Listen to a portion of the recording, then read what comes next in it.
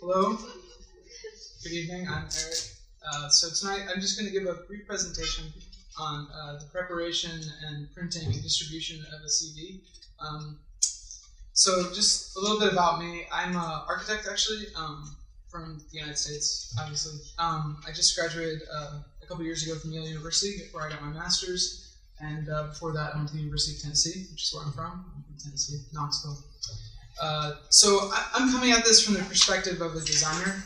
So while all the advice is really kind of generic and can be applied to a lot of different disciplines, a lot of different jobs, I just want to put that in as a disclaimer. And I know that there's certain cultural things in terms of what kind of content is in the CV here in this country and also in other parts of Europe. But I'm specifically talking about like a US model, which is pretty generic and also applies to Western Europe as well. So it's pretty broad, and I hope it's helpful.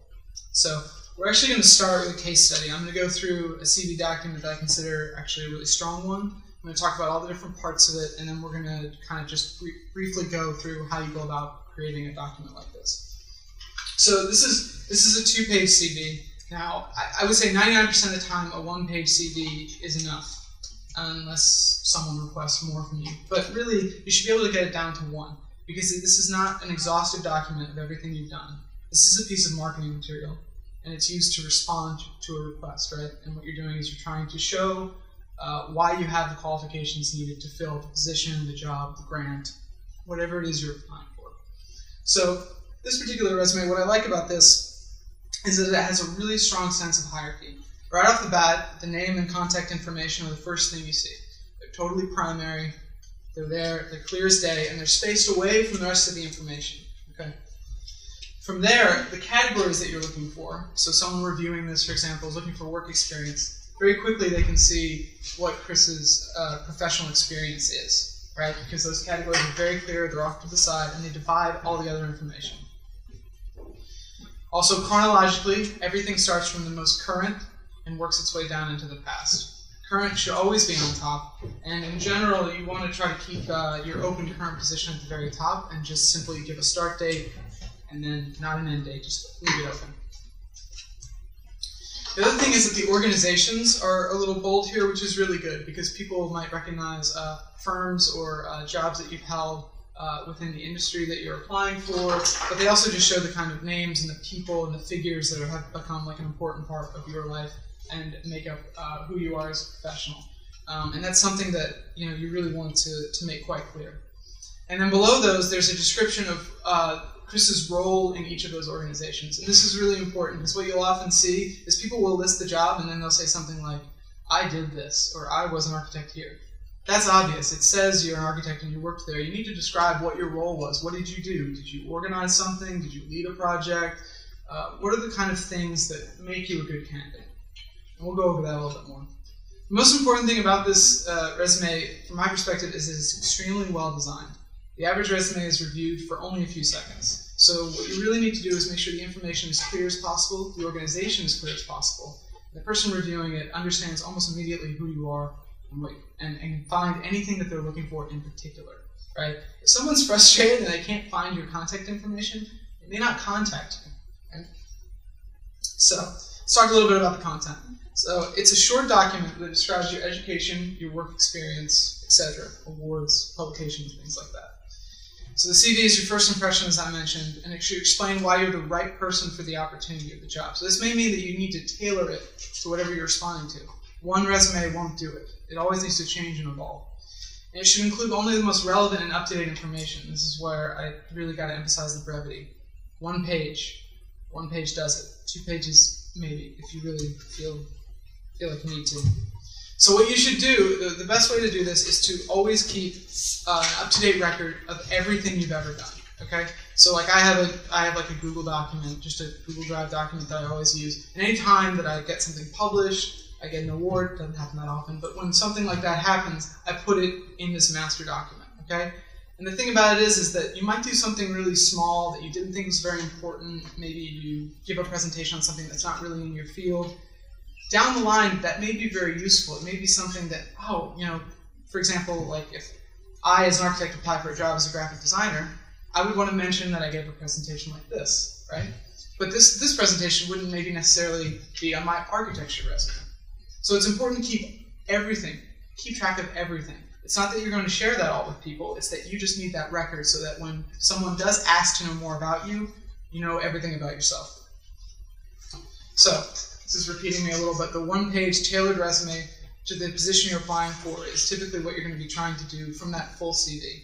And it's a good practice to, for example, always maintain an academic resume and a professional resume. Always have those two things on hand. Those can be generic, and then they can be tailored based on whatever position you're applying for, and they can be updated as you get new positions and new opportunities. So the organization clarity, as I went over it with Chris, is it's only reviewed for a few seconds. It really is, and it's glanced at. And if it's difficult to find something, they're just going to move on. So you have to consider your audience. You have to consider who you're sending this to. Is it for a grant, or what are they searching for? What are the kind of experiences that they're looking for that demonstrate why you're a good candidate? It's not an exhaustive record of everything you've done. It's a piece of marketing material. And it's an advantage to make the reviewer's job effortless. Okay? So when you describe your experiences, I noted this before we'll talk about it, you want to use active language. So a poor example is to say, I worked as an architect at Rick Steves Architecture. It doesn't tell me really anything. It tells me you worked in an architecture firm, but I already knew that. But if you say you led the design of 3 large-scale residential projects, coordinating with consultants, and serving as a primary contact with the client. So they know that you are a good leader. They know that you've worked at a large scale. They know that you have been responsible for a project, etc., etc. All these things are learned. It's like a humble brag, right, in this description, rather than just simply saying, I worked there. So now we can talk a little bit about the organization of the CV. So your name and contact. Can't emphasize this enough. I've gotten resumes without contact information. It just has the person's name. And I don't want to Google them. I don't want to look for it. Sorry. It's over. So always make sure that that is on there. It seems really obvious. And typically you want to list your email first, because that's how 99% of the correspondence is done. Slow down. Okay. Most correspondence today is done by email, as you guys know. It's going to be the primary contact point, and then you want to provide a phone number that you're always available at, or available at most of the time. And actually, your permanent address isn't totally necessary. Sometimes it's a little biographical, because when you include where you actually live, that tells them a little bit about you. But it's not necessarily so that people are going to be physically mailing you things. So if you don't have room for it, you don't necessarily have to have it on there. So the first thing you want to do when you're trying to organize your resume is determine what are the categories that I'm going to use to describe myself. And they're pretty standard, so you don't have to really stretch to figure them out. So the first one typically, and they're typically listed in this order, the first one is education. So this is where you describe where you went to school. If you had any scholarships or grants, you might list them under that school. You're going to want to list what you majored in. If you had minors, if you had a double major, you want to just really briefly describe your experience there. But only through simple one-line facts, like just listing for example, just listing your grants. The next thing is the professional experience. So typically what you're going to do is you're going to list always from current and then down back into the past the jobs you've had. And you want to list the position, you want to list the organization, then you want to list the position that you held in that organization, even if you were just an employee there. And then you want to describe what you did. And you can just say, I was just an employee. Well, in the description, you can really expand upon what you did. Did you lead anything? Did you organize anything yourself? What were you responsible for? So, the academic experience, I leave that for for academic experience in terms of teaching, right? So, if you have any of those positions, you're going to list those there. Very similar to professional experience. You're going to list what you taught, where you taught it, and what it was about. Recognition is things like awards, anything where you've been recognized. Publications, your publications, you want to list what it was published in, and in some cases, if the title doesn't make self-evident what it was about, you may want to list a very brief one-sentence abstract about what the topic of that paper was. Skills depends on the industry that you're in. Sometimes people will also include interests. I would only include interests if you feel that they're relevant to the position you're applying for. So if you're applying for like an international grant, you may want to include interests that pertain to travel or something like that. If you feel like, but the thing is that if it's something that is on your resume, it may be brought up as a topic in an interview. If you like to cook, you may not want to talk about cooking all that much if it has nothing to do with what you're applying for. So you just want to keep that in mind. And skills is if you know, for example, in the architecture industry, there's certain softwares that, everyone should know, and typically you're going to want to list industry standards, things that you know how to do, softwares that you know how to do, use. So always chronologically, always most current at the top, and it's not exhaustive, so you want to put the most recent, most important positions, right? So if you work as a journalist, and you've had 3 journalism jobs, and in between you had a really brief experience where you were a sales manager or something like that, maybe you omit it, right? And you just keep it focused on journalism if that's something that, if that is more relevant to the position you're applying for, okay? So let's talk a little bit about laying all this information out now that you have it a little organized. First thing is about fonts. So the font is the most important choice because it's the thing that's all over the paper, right? And you want to choose fonts that are simple and extremely legible. You want to avoid at all costs complex scripts, cursive fonts, or decorative fonts. Okay, so anything cute or outside of standard fonts is just generally not a good idea. And a font should never be distracting. Your qualifications should be what's coming out. So the font should make reading it effortless and pleasant, and it shouldn't call attention to itself. So here's a couple examples. So fonts to use Times New Roman is a perfectly handsome generic serif font and incredibly legible. Germana is I prefer it. It's a slightly better version of Times New Roman. Badani has a little bit of character. It's good for category headings, or if you want to really make something stand out. Badani is good. And then there's 3 fonts there: Tahoma, Helvetica, Arial, all kind of in the same family, which are sans serif fonts. So serifs are the little extensions at the top of the letter, right? And they're actually, just typography nerd side note, they're actually left over from the pattern left by chiseling letters in marble. But the serifs can also help with legibility. The fonts to avoid here, the first one, the antique olive, is just it's way too bold. The black oak is just gargantuous and looks like a Western sign. I can't even read the name of the 3rd font. Okay, so there's an example of a font that you don't want to use. Any of these kind of scripts, like the bottom one, the monotype, the terminal one, I know it's kind of computer nerd and cute, but it's illegible. Okay, I've been asked to make this point, and I'm just going to say it as clearly as possible: no emoticons ever, under any circumstances. And this includes the resume, the cover letter, and your correspondence. You should keep it professional as possible for as long as possible. If you get to know the person and they send you a wink, you can wink them back, whatever. But you really need to try to keep your correspondence as professional as possible as you start. Okay, set the tone. So, and a few other common mistakes to avoid when you're doing the layout. Do not title your CV. So don't say this is the CV of, or don't put your name and then put CV as the title. That's totally self-evident. It is understood that it's a CV, so you do not need to put that, and you're just wasting characters. Your name should be the first thing. Avoid using tables with lines. So I've seen some examples where people, in an effort to organize, which is good, they put their information in a table. If you really want to do that, which I do not advise it, I would advise simply using margins. If you really want to use a table, I would make sure that there are no lines in the table. You know how you can highlight it, right-click, and change the settings, and omit the lines in the table. So this way the information is organized, but there's not this just tic-tac-toe board that you're looking at trying to figure out where all the information is.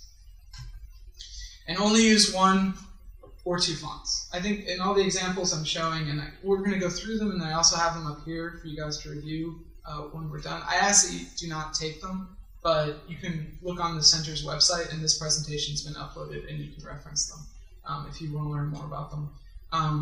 But in general, one font should do it. 2 fonts, maybe, and I think actually in mine I do use 2 fonts because I use a different font for my name. But that's it. No more than 2 fonts because it just gets too busy. And the way you can introduce hierarchy, which is to say like organizing the information from importance, so is that you can use things like bolding the text, you can italicize the text, or you can underline the text. And we'll look at a few examples of how that works. But you want to keep everything in the same font family. So a font family is like when you are using a font and you can choose bold or light or medium or extra dark. All those fonts are in the same family, so they're related to one another. When you introduce too many fonts, it gets way too confusing. I can go into more specifics on that if there's questions later. So, and just a note, I mentioned this in the About Me disclaimer, a US style resume does not include your photograph, your date of birth, or your gender. So I've seen those on ones here, and if that's requested, then include it. And I have seen a few pictures in resumes that I've reviewed in the United States, but it's not really typical. You usually want to leave that out.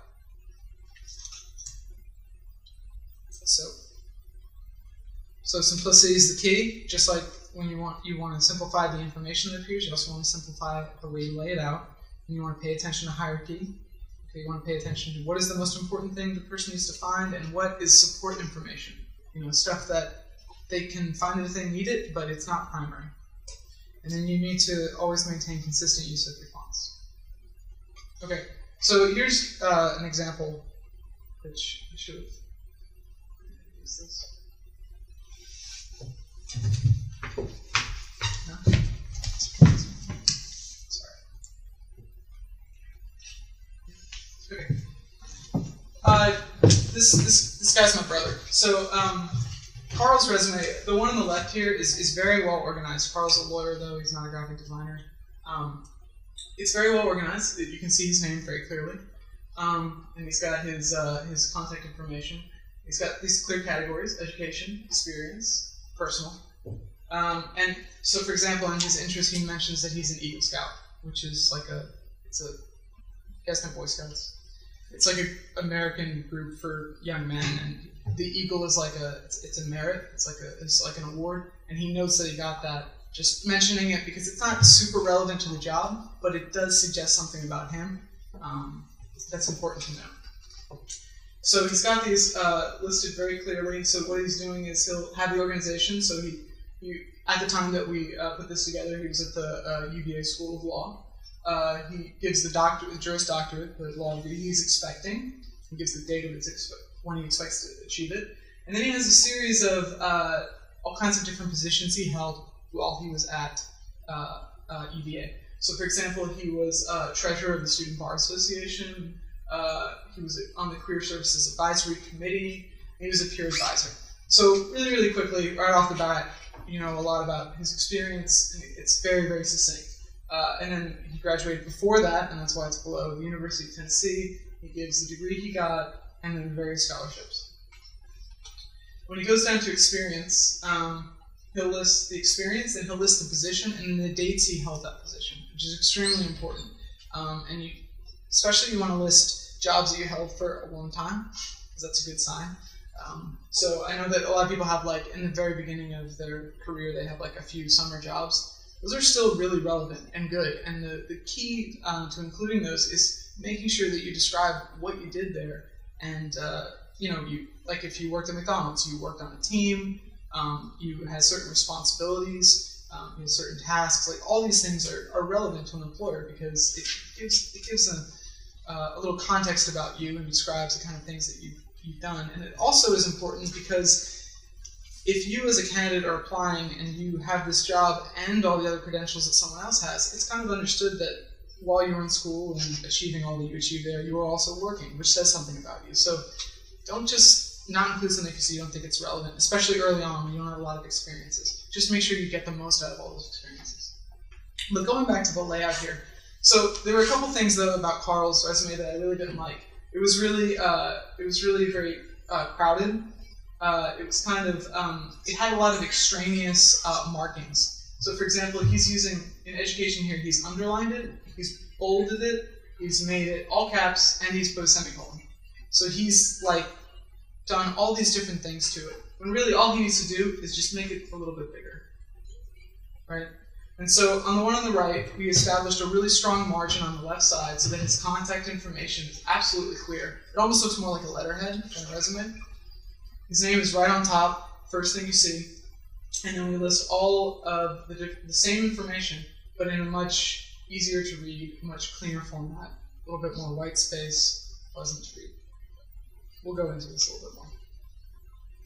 So when you put together your cover letter, which is the second part typically of an application, you want to do 3 things in the cover letter. And the cover letter should be brief, 2-3 paragraphs tops. You don't have to overdo it.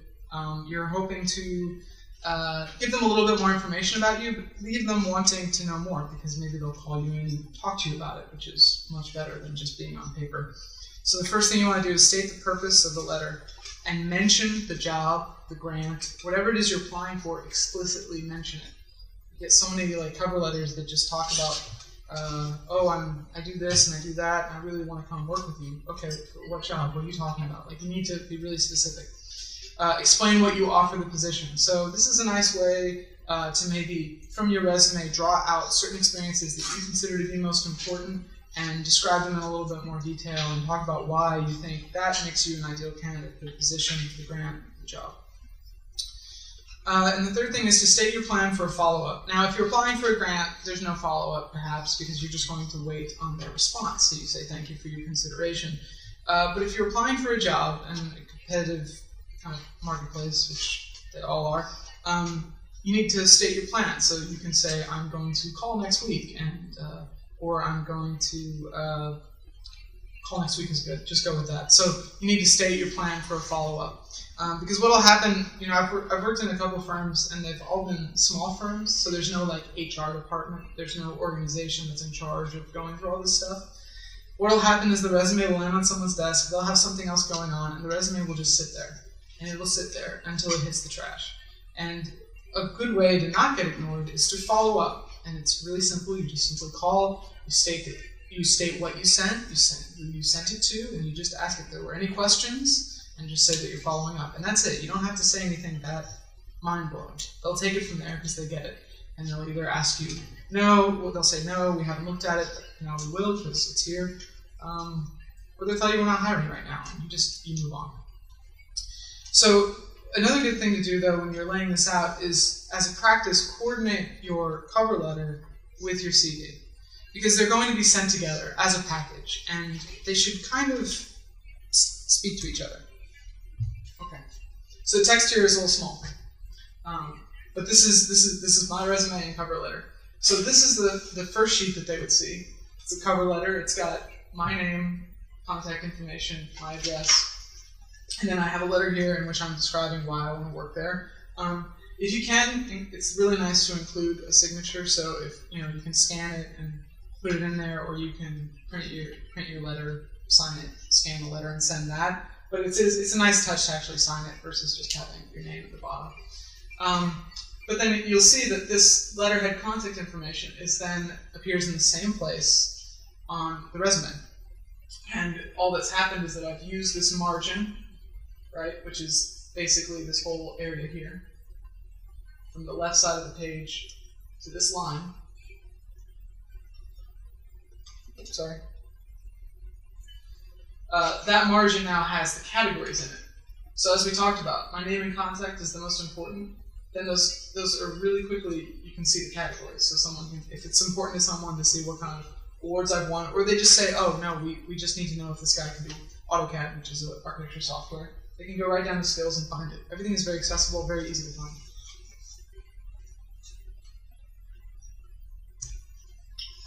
Here's just a little closer view of this. So I'm going to end up repeating myself, so I'll just say there it is in terms of very clear categories. This is another example. This one is a friend of mine, and his is a little bit more graphic. He's got a great design sensibility, and his has like a little bit more personality than mine has, and that's totally fine because it's still super well organized. This is his name. This is his contact information. He takes the same header, which becomes part of his cover letter, and he moves it over here, and he has his resume. And he's using a 2-column approach, which is nice. He's able to fit a little bit more information in it that way. I find it a little busy, but he manages to get a lot of qualifications and a lot of information in there. And when he was applying for this position, he felt like that was most important. So up a little closer here, you can see that his name jumps off the page, his contact information is very clear, and then you've got these very clear categories, and he's listing just some different people he worked with at Yale. This is another friend of ours, Steve, who's an architect as well. Steve has embellished his resume with a graphic at the top, which I don't typically advise, but I think that Steve's done it in a really nice way. So what he's done is he's created this zone at the top of the page. This is a 2-page resume, where he's included his name, his contact information, and he's also included a little graphic based on one of his really nice design projects. One drawback to this, though, is that you'll see that the black is all the way at the edge of the page. If you come up and see the example after the presentation, you'll see that there are little white margins on either side of the page because printers don't print full bleed. That is to say that when you print a document, it doesn't print all the way to the edges on a typical printer. So if you include a graphic like that, it's going to look a little different when you print it, and I consider that a bit of a drawback. But very nice, nonetheless. Very clear. This is a different version of my brother's that is a little less designed, but I think, like, once again, what's important here is that he has really made it as clear as possible.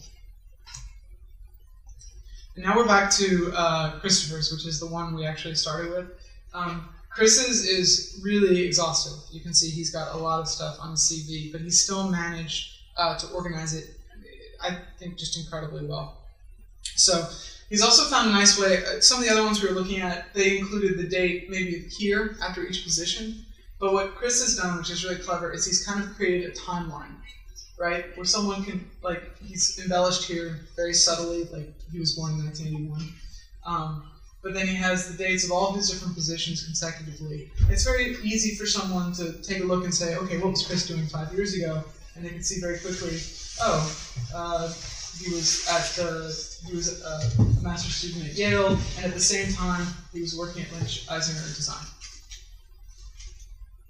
Okay, so now once you've created it, once you have your resume in place, distribution is incredibly important, the way that you share this document with the world. So, first thing is you should never send a professional email with only an attachment and no subject and no body text. If you literally just attach a PDF to a blank email, that's going in the trash and it's going to be completely ignored. Okay, because the person getting it doesn't know what they have or what they're supposed to do with this thing. Even if it's a cover letter that has cover letter text, you should always include a subject line and a very brief message. And the message doesn't have to say much. The message can just say, please find the attached for your consideration. But you always want to leave it with some kind of message so that the person doesn't feel like they got a virus. So, and in the subject, always clearly state the position that you are responding to. You should try to seek the email of the person that you need to contact. So a lot of places, this is more specific to smaller firms, because in some big firms they just ask you to write to someone in HR or write to the HR department. But if you're applying to a position where it seems like more of a personal office, like maybe it's an office of like 30 people or less, what you may want to do is just give them a call and ask them who you should address your cover letter to. And that can be really important because you don't necessarily know who's reviewing the hiring materials. It may not be the partners in charge, so it's really nice if you're reviewing it and it's addressed actually to you. And it also just shows a little bit of initiative. So I think it's just always a great idea to call ahead, even if it says on the website to write to HR, call ahead and ask if there's a person you can address the letter to. It does no harm. You're going to talk to a secretary for like 5 seconds, And if you do find that person, it's incredibly helpful. Always include a signature in your email. So if you haven't already done this, go home and on your email browser, create a signature for yourself that includes your name and your contact information and your position. And always, always, always put that at the end of a professional correspondence, especially the first one. Because if this person is going to try to contact you, they're going to email you or they're going to look up your name. And if the first result has everything they need in it, that's a good thing. State the purpose of your email. Don't just send, see my CV.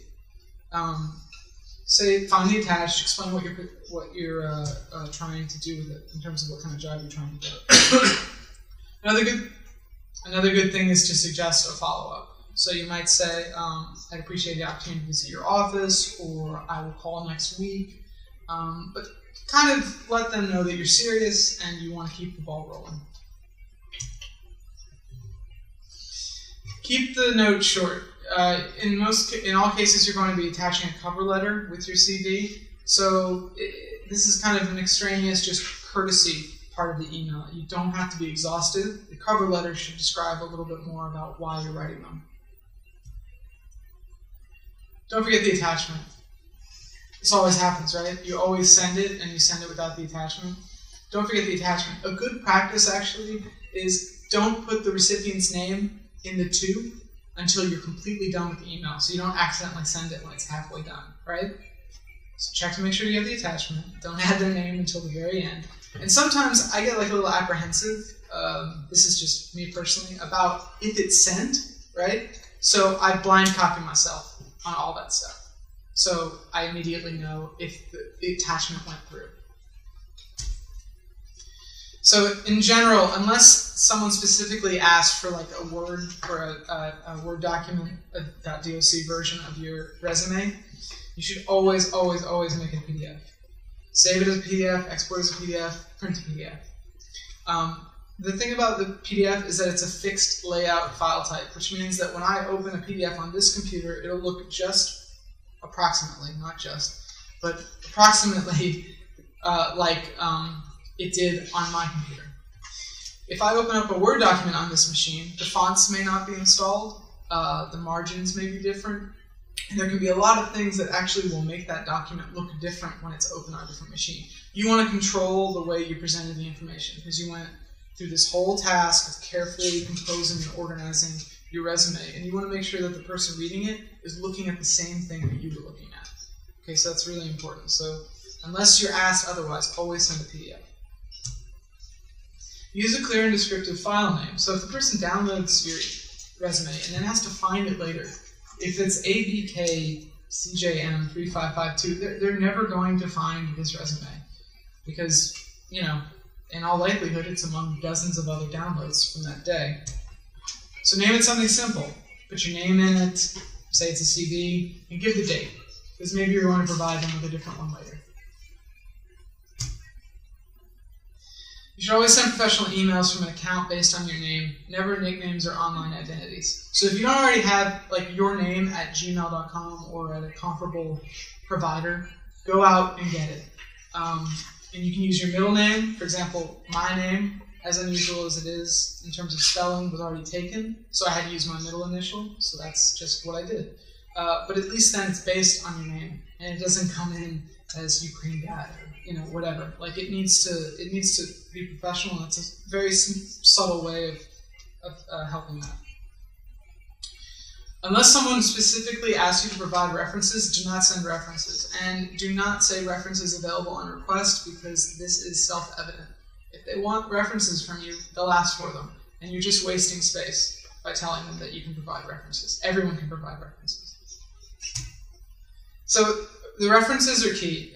When someone asks you to provide references, that's important. It means they're going to, in all likelihood, contact at least one of those people and ask them about you.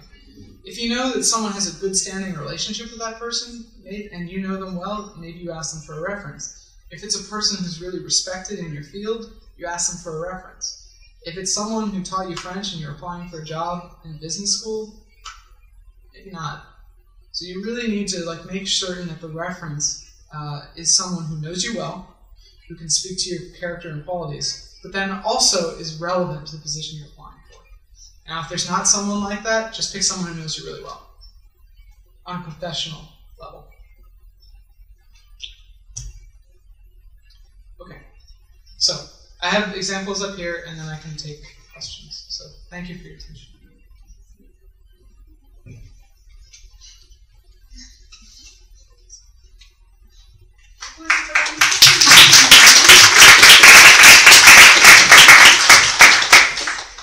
I thought I answered all the questions. It's okay if there's not.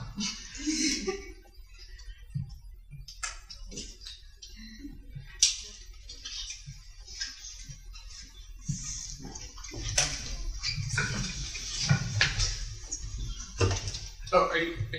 I can English, but not very. No, it's okay. You can ask him. What do you recommend to write in the letter if you want to go for some courses or for something like that? What would you like? What would you recommend to write in a letter? Not like CV, but a letter. Like a letter to get into a course. Okay. Yeah. So if you're applying to get into a course, what you want to do is you want to like describe why you would be a good part of that class, and so you need to describe what kind of perspective you'll be bringing, right? So you want to maybe call out past experiences you've had, whether it would be courses you've taken, jobs you've held, or experiences you've had in terms of maybe travel or something like that. But you want to really represent. You want to really explain how you relate to the material of the class, right? And you want to make it very thematic. You want to make sure that the first thing to do is to very carefully research what the course you're applying for is really about. So read it very carefully and almost imagine, what is the thesis of the class? What is the one sentence like topic of the class? And then just decide based on your past experiences and you as a person, like what are the things that you can bring to that, right? So if you are taking an architecture course on, you're applying for an architecture course at this institute on castles and restoration, and you've taken courses on preservation, or you've traveled extensively and seen a lot of castles, like all that stuff is very useful. So things about you that relate to the topic at hand. Is that?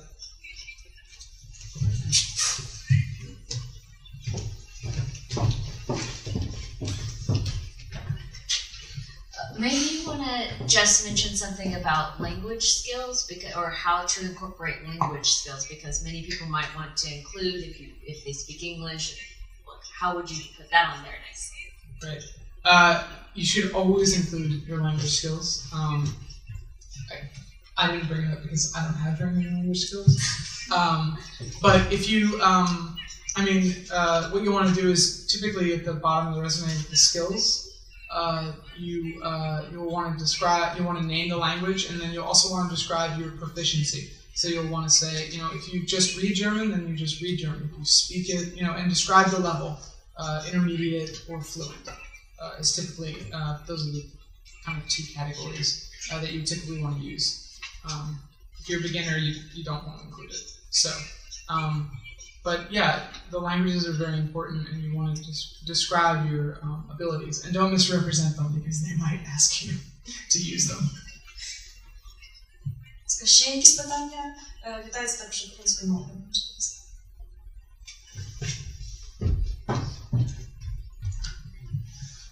Can you advise some triggers to attract attention of employer? Have an extremely well-organized resume, something that's graphically appealing. I would say that a way to stand out too is, and something I should have mentioned, is that if you're working on a resume and it's maybe your second language, you need to provide a resume in English, for example, and you're primarily a Ukrainian speaker, typos and grammatical errors are killers. So just have someone who's a native speaker review it. Just seek someone out, ask someone a favor, or just get the person who's the best at that language that you know to look through your resume. There's not a lot of words in a resume, so it won't take long for someone to look through it and really quickly point out where there are mistakes. But if it's your first language and you're misspelling words, that's very bad. But I would say that the way to stand out is to just be as organized as possible. I would say that another way to stand out is to always tailor your resume to the job you're applying for, right? So you want to make sure that everything on the page leaps out and says this person is a good candidate for this position, not just is a accomplished person.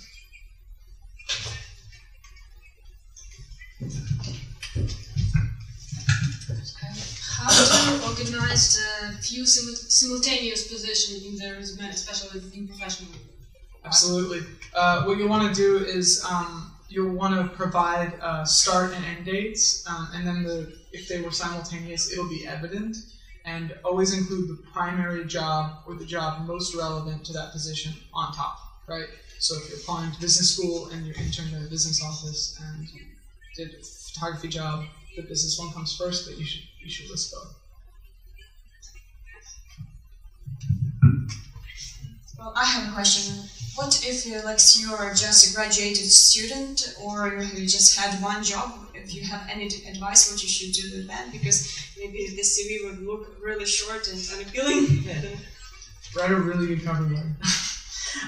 No, I mean, there's other categories that we haven't talked about as much. There's things like service. So if you volunteer, if you have activities. So if you started in the clubs in high school. I mean, my first resume was, I worked at an ice cream store. I went to this high school, but it also had I started a film club, I'm interested in movies, all these kind of things because I was applying to work at a film production company, right? So I just kind of try to look at myself and pick anything that would be relevant at all and stack it together. And the other thing is that everyone, if you're applying for a starter position, an internship, these are the type of candidates that are perfect for it because it is designed for someone who, it's an entry-level position. So you shouldn't be intimidated by the fact that you don't have a lot. You have a lot to offer, it just may not all be on paper, so just try to get as much of it on as you can.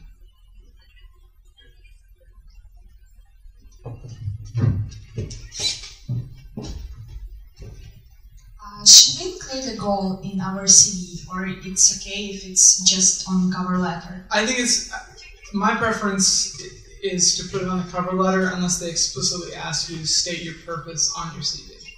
I find that it's much better to include that on the cover letter itself. Also, when you send the documents together, the cover letter, its name should give a hint. The cover letter is the cover, it comes first. So that'll be the first thing they'll see. And if they're reviewing it quickly, they'll at least read the first line, which should state your name and what position you're applying for. So that's the best way to handle it.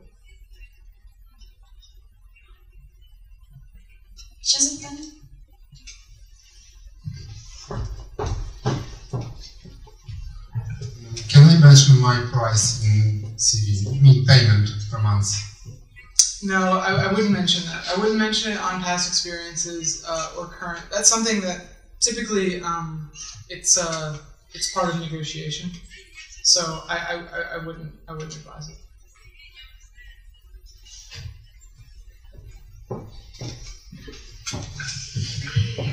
How to organize publication, especially when you have, for example, just one worthy and then the other one so-so. So, okay, yeah.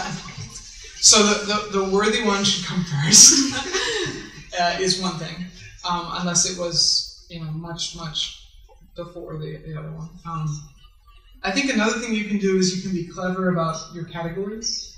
So sometimes people will put publications and exhibitions, or they'll say recognition, and they'll just say publish this, and then they'll list other things. So they'll combine awards and publications. It's a nice way to not have a category and one thing, and I've done that before too. So you really have to kind of massage it and shuffle things around, but you get to make up the categories. So you can just say recognition, and then that includes awards and publication. Why wouldn't it? So that's one way to get around it.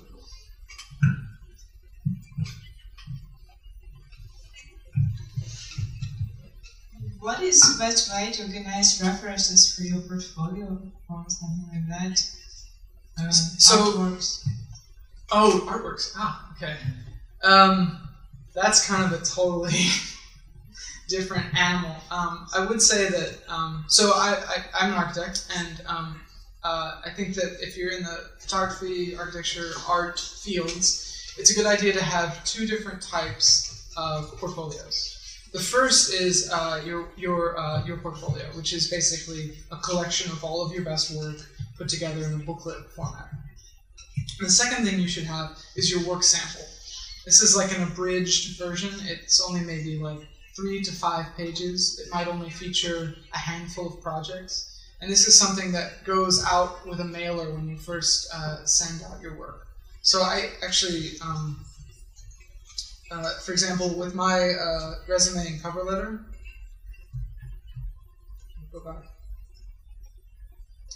This actually had 3 or 4 more sheets after it, and they had my name and contact information, and then they had a picture of the project, and then a description.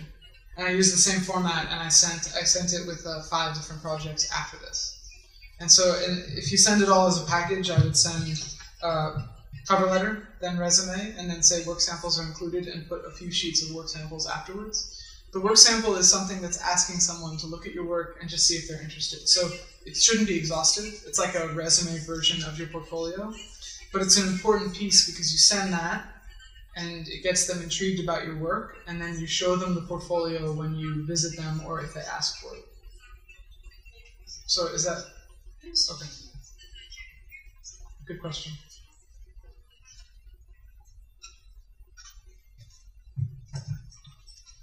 Якщо вже більше запитань немає. Little question. I didn't heard about some type of portfolio. Sorry. You said about 3 types of portfolio. The last one. Oh, I'm sorry. No, just 2. Just 2. Just 2. Yeah. And so the first one is the work sample, which is like something you send around, and then the other one is your portfolio, which is more comprehensive.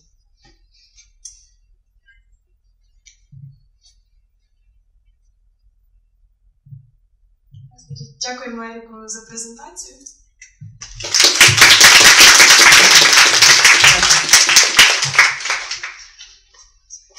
Якщо у нас будуть ще подібні заходи, слідкуйте, будь ласка, за нашою інформацією на